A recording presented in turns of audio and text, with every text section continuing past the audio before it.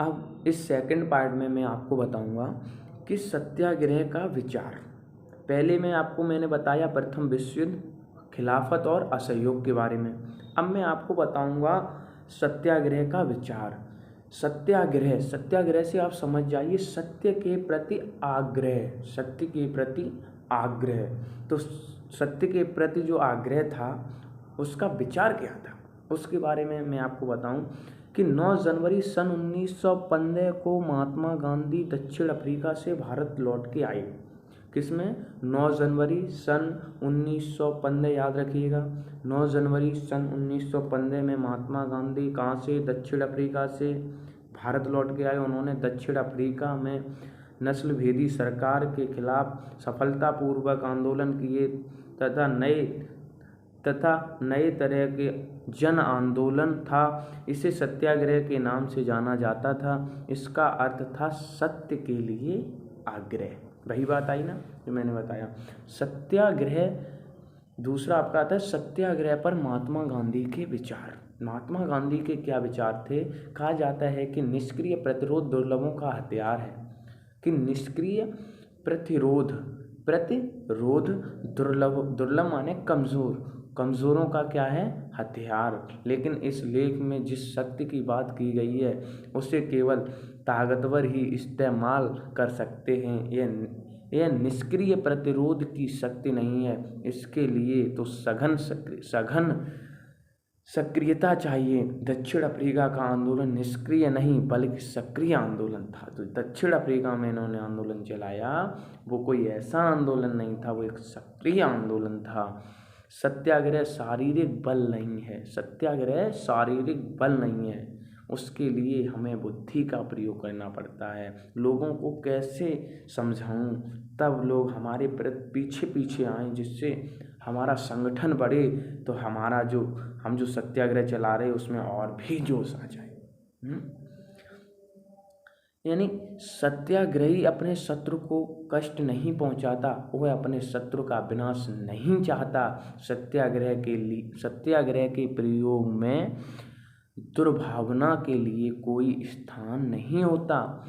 दुर्भावना के लिए सत्याग्रह में कोई स्थान नहीं होता। सत्याग्रह तो शुद्ध आत्मबल है। सत्याग्रह तो शुद्ध आत्मबल है। क्या है? शुद्ध आत्मबल है।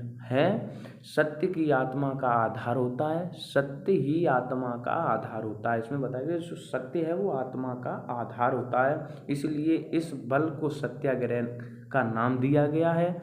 आत्मा ज्ञान से हमेशा लैस होती हैं। आत्मा ज्ञान से हमेशा लैस होती हैं। इससे प्यार की लौ जलती है। क्या? प्यार की लौ जलती है। अहिंसा सर्वोच्च धर्म है। अहिंसा सर्वोच्च धर्म है। इसमें कोई संदेह नहीं कि भारत विनाशकारी शस्त्रों के मामले में ब्रिटेन या यूरोप का मुकाबला नहीं कर सकता। अंग्रेज युद्ध के देवता की उपासना करते हैं। वे सब हथियारों से लैस हो जाते हैं। भारत में करोड़ों लोग कमी हथियार लेकर नहीं चल सकते। उन्होंने अहिंसा के धर्म को आत्मसात कर लिया है। उन्होंने कहा कि मैं लोगों को प्रेम पूर्वक समझाऊंगा, मैं लोगों को एक बंधन में बांधूंगा। वो बंधन क्या होगा? एक सच्चाई यानी अहिंसा का बंधन होगा। उस बंधन को बांधूंगा मैं मतलब युद्ध के लिए कभी भी अपने हाथ आगे नहीं फैलाऊंगा, ये बताया। यानी सत्याग्रह के इस विचार में सत्य पर आग्रह और सत्य की खोज पर बल दिया था। सत्याग्रह का अर्थ यह था कि अगर आपका उद्देश्य सच्चा है और संघर्ष अन्याय के विरुद्ध है तो उत्पीड़क से मुकाबला करने के लिए आपको शारीरिक बल की आवश्यकता नहीं है। किसकी? शारीरिक बल की आवश्यकता नहीं है।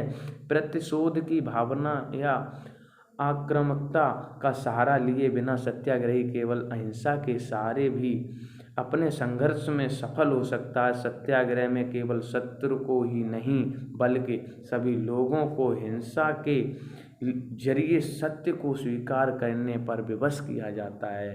किसके? अहिंसा के सहारे, अहिंसा का सहारा लेना पड़ेगा। जो लोग जिनके अंदर ज्वाला जल रही है, जो खिलाफ हैं, उनको भी अहिंसा से समझाना पड़ेगा, उनको भी मनाना पड़ेगा।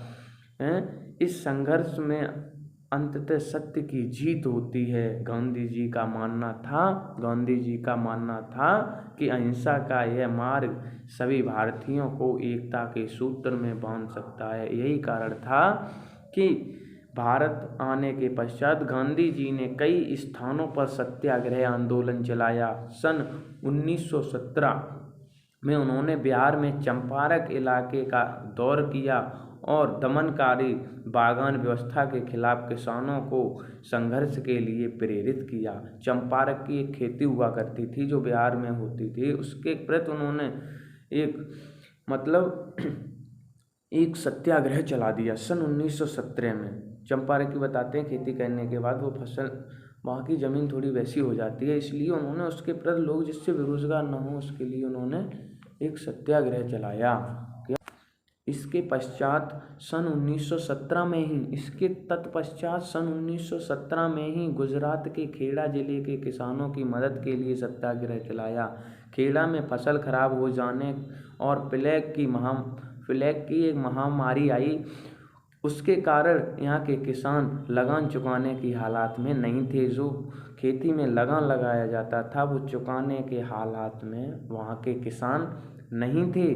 खेड़ा के किसान यह मांग कर रहे थे कि लगान वसूली में ढील दी जाए, जो हम लगाएंगे उसमें थोड़ा उसको कम किया जाए, क्योंकि वहाँ की स्थिति बहुत ही बेकार हो चुकी थी, वहाँ की स्थिति बहुत ही गिर चुकी थी, वहाँ के किसान अपने आप को संभाल नहीं पा रहे थे। तो गांधी जी ने दिमाग लगाया और दिमाग लगाने के बाद वो अपने विचारों से सहमत होकर वो सत्याग्रह के लिए चल पड़े। उन्होंने कहा इन किसानों के बारे में कुछ ना कुछ तो सोचना पड़ेगा। इससे गांधी जी सफल रहे और गांधी जी इसमें सफल भी हुए दोनों में।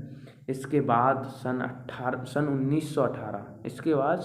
1918 में गांधी जी सूती कपड़ा कारखानों के मजदूरों के बीच सत्याग्रह आंदोलन चलाने अहमदाबाद गए और वहाँ भी इनको सफलता मिली। सन 1918 ईस्वी में ये सूती कपड़ा कारखानों में मजदूरों के बीच सत्याग्रह चलाने के लिए चले गए और बताते हैं सन 1918 में इनको वहाँ पर भी सफलता मिली।